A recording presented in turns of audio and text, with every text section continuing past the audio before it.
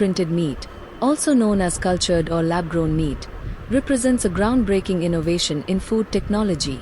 Unlike traditional meat production, which involves raising and slaughtering animals, 3D printed meat is cultivated from animal cells in a laboratory setting.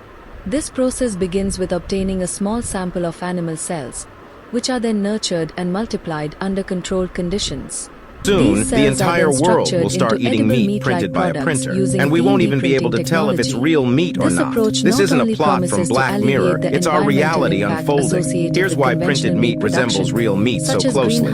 The 3D printers use special bioinks to create it. These bioinks are actually made from stem cells extracted from different animals depending on the desired type of meat: beef, pork, poultry, or even fish. In a laboratory, these cells then multiply, interact, and differentiate into the fat and muscle cells that make up bioink. These bioinks are then intricately layered by specialized 3D printers to construct meat products that closely mimic the texture, taste, and nutritional composition of traditional meats. This is identical to real beef, and when it is ready and served, even the smell is the same. Scientists claim that by using this technology, the environmental impact associated with conventional livestock farming will be greatly reduced. So would you eat printed meat? Cell collection. A small, harmless biopsy is taken from a living animal to obtain muscle and fat stem cells. Cell proliferation. The harvested cells are placed in a bioreactor with a nutrient-rich medium, allowing them to multiply and grow. Bioink creation.